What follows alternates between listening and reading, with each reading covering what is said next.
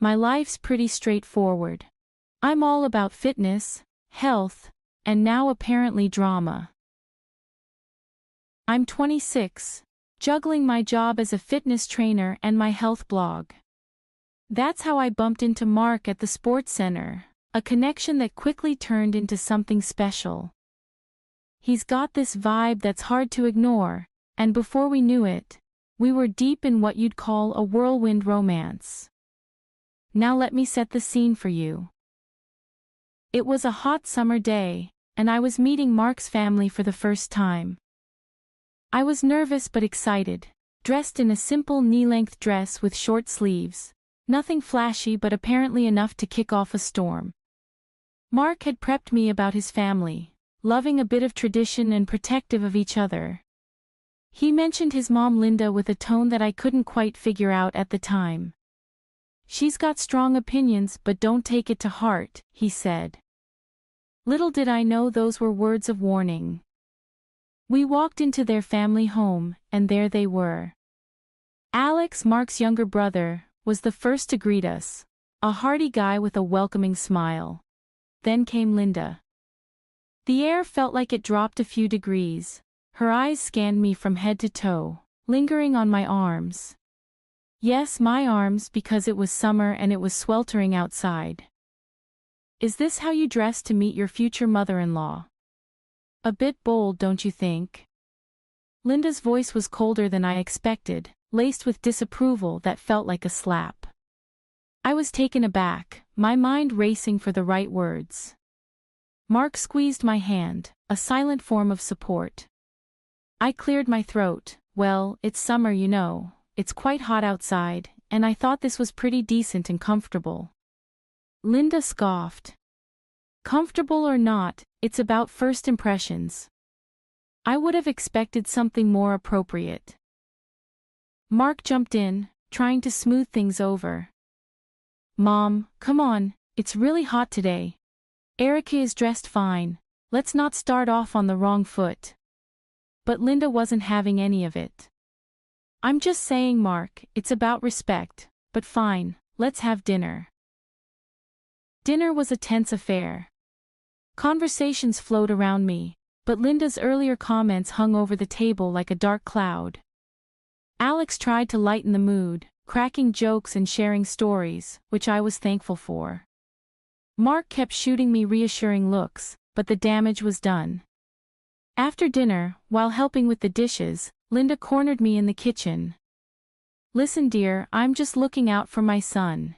He's a good boy, and I don't want him to make a mistake." I was floored. "A mistake, Linda? I love Mark, and I'm not here to play games. I don't know what I did to give you a bad impression, but that's not me." She just shook her head. "We'll see. Time tells all truths." The ride home was quiet. Mark apologized for his mom's behavior, but I could tell he was upset too. "She can be protective, but this was too much," he said. "I'm sorry, Erica," I sighed, leaning back in the seat. "It's okay, Mark, but if this is how it's going to be, we've got a rocky road ahead." The wedding planning was in full swing and Mark and I were all in, picking out decorations, tasting cakes, and of course, finding the perfect attire. I fell in love with this stunning dress, sleek and a tad revealing, but nothing outrageous. Well, at least I thought so until Linda caught a glimpse. "You plan on wearing that in front of the whole family, Erica?" She blurted out the first time she saw it. "Looks like you're aiming for a beach party rather than a wedding." I tried to laugh it off. "It's just modern, Linda. Plus it's going to be a warm day, and I want to feel comfortable." Mark squeezed my hand, signaling not to start a battle we couldn't win. But Linda's frown said it all. She wasn't pleased, muttering about tradition and decency as she walked off. I thought if a dress could stir the pot, what lay ahead? After the initial clash with Linda, things settled into a tense kind of normalcy. I threw myself into work and my blog, which was my slice of sanity. My blog and social media were my territory, a place where I felt in control and could share my passion for fitness and health. It never crossed my mind that this very passion would stir the pot once again. One evening Mark and I were lounging on the couch, a rare moment of downtime. He was scrolling through his phone, a frown slowly forming on his face. "Babe, we need to talk," he said, his tone serious. I sat up. "What's up? Something wrong?" He handed me his phone, showing my Instagram profile. There, in the comments of my latest post, were a bunch of supportive and some flirty comments, normal stuff I thought. But I was confused. "It's my mom," Mark sighed.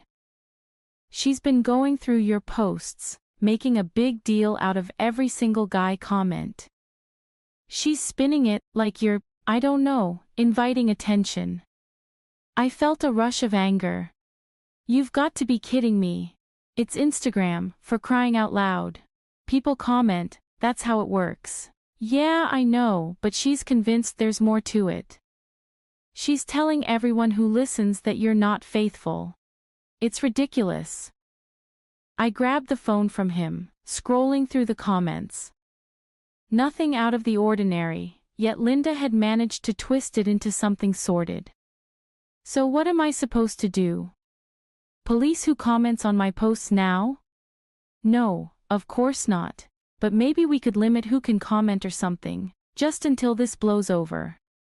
Mark's suggestion was well-meaning but infuriating. I snapped. "So I have to censor my account because your mom has a twisted view of me? Hell no, that's not happening." Fast forward through the Instagram saga with Linda twisting my every move into a scandal. Things only got stickier. Alex, bless him, started giving me rides home from work since his office was just a block away from the gym. It was innocent convenience, but not to Linda's eyes at a family dinner one evening. With the tension thick in the air, Linda started her usual insinuations. "Nice of Alex to play chauffeur, isn't it?" she said, her voice dripping with implication. "Seems like he's always there when Mark isn't." Mark's jaw tensed and I saw Alex stiffen. "Mom, what are you implying?" Mark's voice had that warning edge, but Linda was on a roll. "Oh, nothing, just making conversation," she replied, feigning innocence while her eyes darted between me and Alex. It was like a match to the fusee. "Stop it, Mom, you're out of line." Alex snapped, clearly at his limit. The argument escalated from there, with Mark caught in the middle, torn between his brother and his mother's accusations. The drive home was silent, the weight of the accusations hanging between us. I couldn't believe Linda would stoop so low, using Alex's kindness as a weapon against me. The whole mess with Linda reached a boiling point I never thought possible. After the latest stunt she pulled accusing me of messing around because Alex gave me a few rides home, I hit my limit. I told Mark flat out, "Your mom's not welcome in our house anymore, I can't do it, she's crossed too many lines." You'd think I'd declared war. Linda went ballistic when she heard about the ban, but honestly, I was past caring. Her constant digs and accusations were bad enough, but what came next was the real kicker. A couple of months down the line, I found out I was pregnant. Joy turned to chaos real quick. Linda, upon hearing the news, decided to spin a new tale, telling Mark she could be carrying anyone's child. "How do you know it's yours, with all those men at her gym? Who knows?" Hearing that venom from his own mum, Mark started to change. He'd listen, really listen to her poison. I could see it in his eyes, the doubt. It was like a slap in the face. Our once a solid bond was now filled with this unspoken tension eating away at us. One night, after overhearing another one of their phone calls, I confronted Mark. "So what? You think I'm cheating on you, that this baby isn't yours?" My voice was sharp, a mix of hurt and anger. Mark looked torn, a shadow of himself. "I don't know what to think anymore, Erica. My mom, she's got all these ideas." "And what? You're going to take her word over mine?" Over everything we've built? I cut him off, disbelief coloring every word. He didn't answer, just shuffled his feet and looked anywhere but at me. That silence spoke volumes, more than any argument ever could. Things between us got colder after that. Conversations were clipped, filled with tension. It was like living with a stranger. The joy of our upcoming baby was overshadowed by this cloud of suspicion and doubt. When our baby boy came into the world with his fair hair and bright blue eyes, I thought maybe, just maybe, things would start to look up. But I couldn't have been more wrong. As he grew, his features became even more pronounced, making him the spitting image of a golden-haired angel. Problem was, Mark, my husband, is as brunette and dark-eyed as they come. Which of course gave Linda, the ever-suspicious mother-in-law, more ammo for her accusations. I even dug up my old childhood photos to show Linda and Mark, hoping it would shut down the whole ridiculous argument. Look, I said, pointing to a picture of me at 5, blonde and blue-eyed just like our son. It's genetics, Linda, can't you see the resemblance? Linda just sniffed, unimpressed, her eyes narrowing. Convenient, isn't it, that your genes decided to pop up now? And Alex being blonde doesn't help your case. Mark stood there, caught in the middle, his face a mix of confusion and hurt.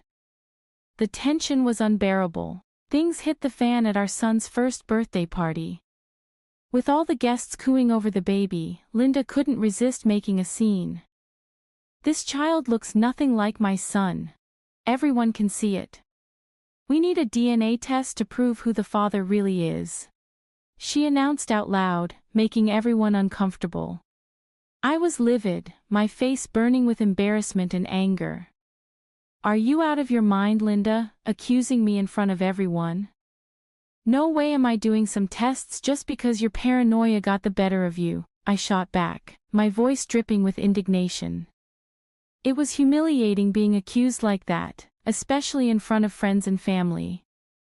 But then Mark stepped in, and not in the way I hoped. Actually, we're doing it, he said, his voice cold, a hardness in his eyes I hadn't seen before. If you've got nothing to hide, then there's no issue. We do the test or we're done. I can't be married to someone I don't trust. I was floored. You serious right now? You're choosing your mom's crazy over me, over your son. He didn't budge, didn't even seem to flinch at my words. It's not just my mom, there's too much doubt, too much talk. The test ends it one way or another, and until then, I asked, my heart in my throat, already dreading the answer. Pack your bags, stay somewhere else. I can't look at you, not now, not with these doubts. His words cut through me, leaving a chill in their wake. So there I was, packing up a storm, my hand shaking with a cocktail of rage and hurt. Our baby boy, oblivious to it all, watched with wide innocent eyes as his world and mine crumbled. I left, heading to the only place I could think of, my mom's. She was waiting, arms wide open, when I got there. I barely got through the door before I broke down. He's kicked us out, Mom, over some DNA test. Linda's convinced him we need. My mom was all fury, ready to storm over there and give Mark a piece of her mind. Over my dead body, she said. But I stopped her. No, it's not worth it, not right now. I spent the night going over every moment, trying to figure out where it all went wrong. How did we get here? From being so in love to questioning our baby's paternity, and Alex caught up in this mess for no good reason other than Linda's spite. After the whole mess at my son's first birthday, word got around fast. It felt like the whole city knew about Linda's accusations before the party favors were even picked up. My friends, my mom's friends, even the neighbors who'd watched me grow up, were all whispering behind my back. It was like living in a bad dream. Fed up and desperate to clear my name, I decided to go ahead with the DNA test. Picking up the phone, I called Mark, my voice steady but my hands shaking. I'll do the test, I said. cutting straight to the chase. There was a pause on the other end before Mark replied, his voice too calm for my liking. I knew you'd come around, it's for the best. Arriving at the clinic, I was a bundle of nerves. Mark was there, looking like he carried the weight of the world on his shoulders. And to my surprise, so was Alex. Why is he here? I asked, nodding toward Alex, unable to keep the edge out of my voice. Mark didn't meet my eyes as he answered. There's been talk that you and Alex might have, you know. He's getting tested too. I felt my blood boil at the implication. You think with your brother? That's how little you trust me? Before Mark could reply, the specialist called us in, breaking the tension for a moment. Inside, the specialist laid it out straight. Determining paternity can be complicated when potential fathers are siblings. We'll need additional samples from everyone involved, including from you, Erica, to ensure accuracy. So we all gave our samples, each of us lost in our own thoughts. I could tell Alex was mortified, Mark was conflicted, and me. I was just angry. Angry that it had come to this, angry at Linda, angry at Mark for letting his mother's paranoia get this far. With the tests done, we were told it'd be a couple of weeks before we got the results. Those weeks were the longest of my life. I wasn't just sitting around though. I made a few calls, talked to a man who promised he could help me out in a delicate matter. I didn't know if it would lead anywhere, but I had to try something. The waiting was torture, not knowing what the future held for me, my son, and even Mark and Alex. But I clung to the hope that once the results were in, I could start to put this whole nightmare behind me. The tension in Linda's living room was almost a physical presence, wrapping its icy fingers around my heart, as we waited. The grand reveal was about to happen, with everyone playing their part in this twisted family drama. My son clutched my hand, sensing the storm brewing but not understanding its cause. Linda, ever the master of ceremonies in her own mind, dramatically sliced open the envelope containing the DNA test results. Her anticipation was palpable, hoping no doubt, for a scandal to validate her accusations. But the moment she peeked inside, her expression faltered, her disappointment clear as day. The father is Mark, she announced, her voice losing its usual sharpness. Mark, who had been a bundle of nerves, visibly relaxed, a smug smile spreading across his face. He turned to me, his arrogance returning full force. Well, there you have it. No harm done, right? You can come back home now.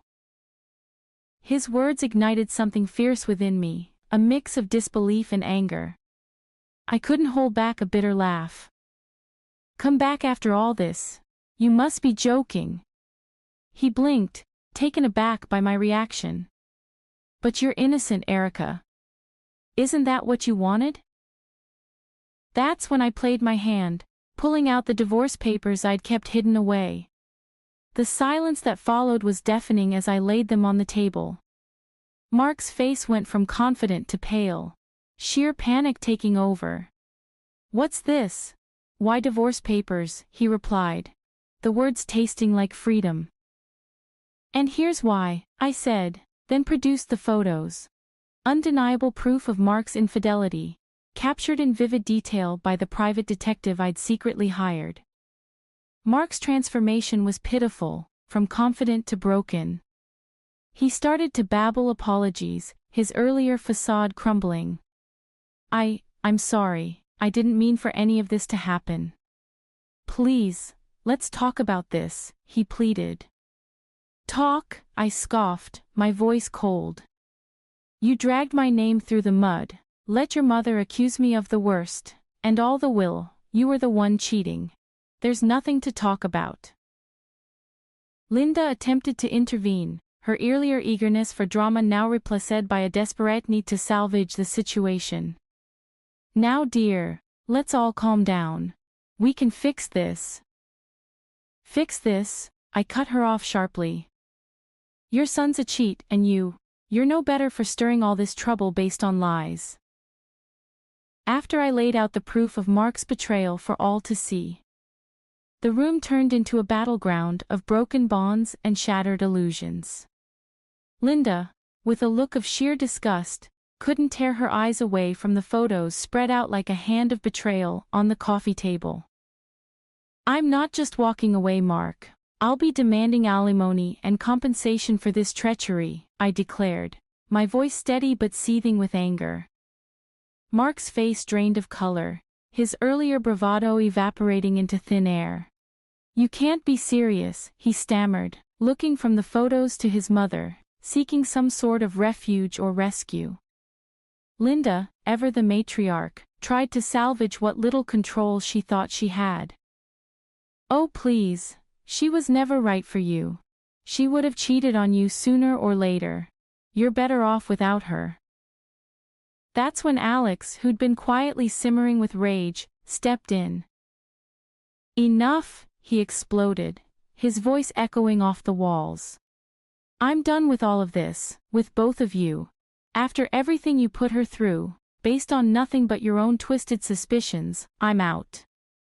Linda turned to him, her face a mask of shock and desperation.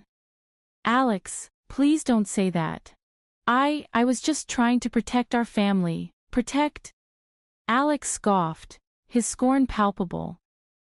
Is that what you call this? Destroying relationships, spreading lies. I can't be part of this family, if this is what it stands for. I'm moving to another city, starting fresh, away from all this madness. Hearing of Alex's decision later, I relayed the events to my mom. She had always been my rock, and even now, her words provided a cold comfort. That's the price of Linda's folly. Her arrogance and stupidity cost her her own sons. Maybe now she'll see the harm she's caused. The fallout was immediate and absolute. Alex followed through on his promise, moving away and cutting ties.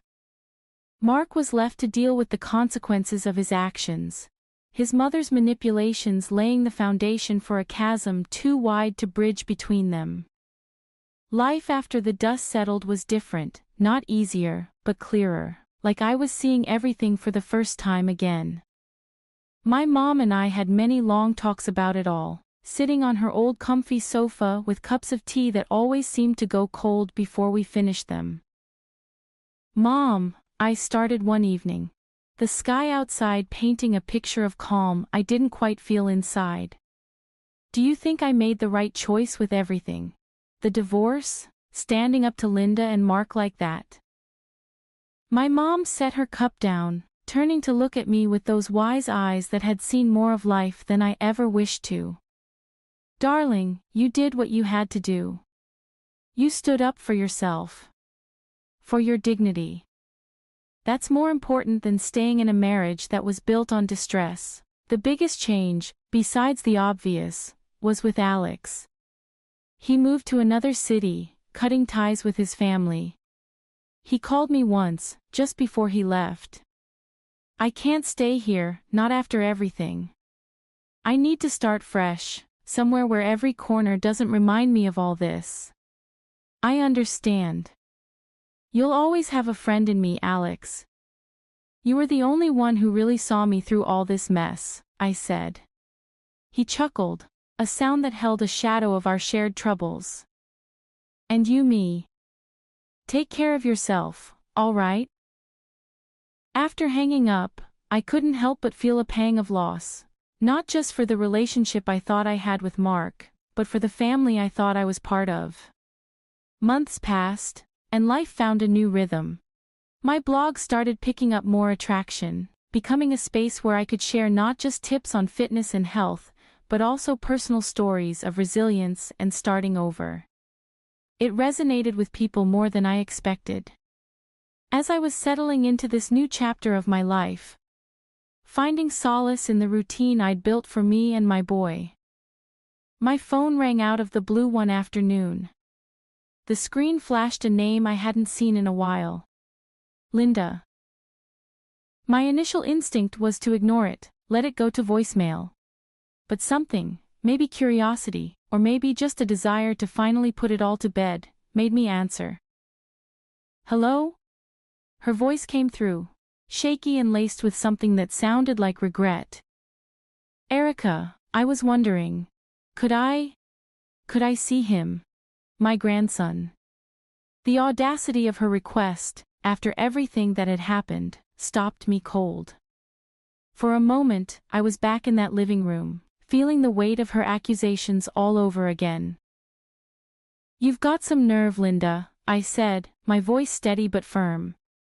After all the hell you put us through, now you want to play grandma. You didn't even want to see him before. She started to cry, mumbling apologies between sobs, trying to explain herself. But I wasn't having any of it. Save your tears, Linda, it's too late for sorry now. But please, I just want to make things right, she pleaded, desperation creeping into her voice. I sighed, a deep, weary sigh. You should have thought of that before you made your bed. Now you get to lie in it alone. Without waiting for her response, I hung up, the finality of the click echoing through me. It was harsh, maybe, but necessary. A line had been drawn, and for the first time in a long while, I felt like I was the one in control of where it went. Looking at my son now, a little older and wiser beyond his years, I knew we were going to be okay.